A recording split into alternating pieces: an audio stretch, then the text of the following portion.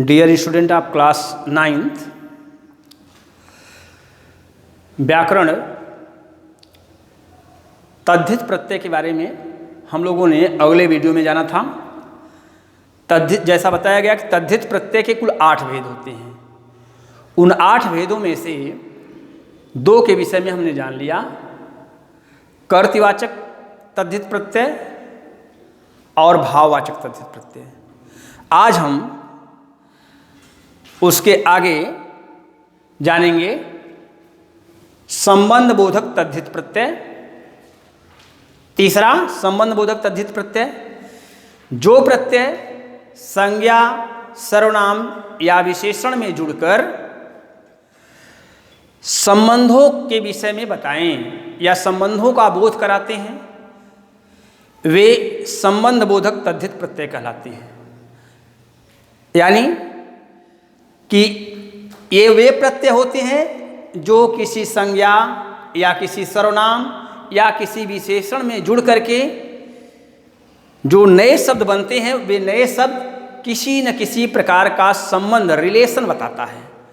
इसलिए इनको संबंध बोधक तद्धित प्रत्यय कहते हैं। जैसे प्रत्यय है राल, एरा, हाल। अब यह देखिए कैसे ये जुड़ता है। राल प्रत्यय सासु धन राल बराबर ससुराल, मामा धन एरा, दोनों मिलेगा तो बन गया ममेरा। अब ये ममेरा जो शब्द है, यानी नया निर्मित शब्द है, यह संबंध का बोध कराता है। इसी तरह से चाचा धन एरा, यानी चाचा में एरा प्रत्यय लगेगा तो बन जाएगा चचेरा। नाना धन हाल, ननिहाल। इसलिए हाल, एरा और राल, इन प्रत्ययों को हम संबंध बोधक तद्धित प्रत्यय कहते हैं। बात समझ में आ गई। दूसरा, यानी तद्धित प्रत्यय का चौथा भेद लघुतावाचक तद्धित प्रत्यय। लघुतावाचक तद्धित प्रत्यय यानी जो प्रत्यय संज्ञा, सर्वनाम या विशेषण में जुड़कर लघुता का बोध कराते हैं, उन्हें हम लघुतावाचक तद्धित प्रत्यय कहते हैं। जैसे इया प्रत्यय है, इया, ई, ड़ी। अब ये लघुता का मतलब छोटापन। लोटा शब्द है, लोटा, लोटा शब्द में या प्रत्यय लग जाएगा तो बन जाएगा लुटिया। लोटा का मतलब बड़ा और छोटा रूप, तो लुटिया हो गया। डिब्बा में या प्रत्यय लग गया तो डिबिया बन गया। अब डिब्बा का मतलब बड़ा और डिबिया छोटा, लघुता, लघु का मतलब छोटा रूप। ठीक उसी तरह से रस्सा, जो बड़ा है उसे रस्सा कहते हैं, उसमें जब ई प्रत्यय लग जाएगा तो बन जाएगा रस्सी। टोकरा, इसमें ई प्रत्यय लग जाएगा तो बन जाएगा टोकरी। अब टोकरा का मतलब बड़ा उसका रूप, और टोकरी का मतलब उसी का छोटा रूप। संदूक, अब इसमें डी लग जाएगा तो संदूकड़ी हो जाएगा, संदूकड़ी। संदूक यानी बड़ा बॉक्स जिसको आप बोलते हैं, उसी का जो छोटा है वह संदूक जी। इसलिए हम इया, ई और ई, इन प्रत्ययों को लघुतावाचक तद्धित प्रत्यय कहेंगे। यानी ये प्रत्यय जिसमें भी जुड़ेंगे उसके रूप को छोटा प्रतीत करते हैं या छोटे के रूप में प्रदर्शित करते हैं, बताते हैं, बोध कराते हैं। इसलिए इन्हें लघुतावाचक तद्धित प्रत्यय कहते हैं। इसका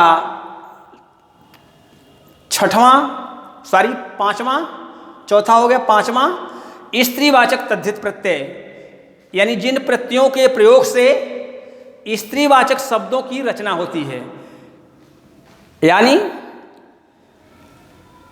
जो प्रत्यय किसी संज्ञा, सर्वनाम, विशेषण में जुड़कर स्त्रीवाचक शब्दों का निर्माण करते हैं या स्त्रीवाचक शब्दों की रचना करते हैं, उन प्रत्ययों को हम स्त्रीवाचक तद्धित प्रत्यय कहते हैं।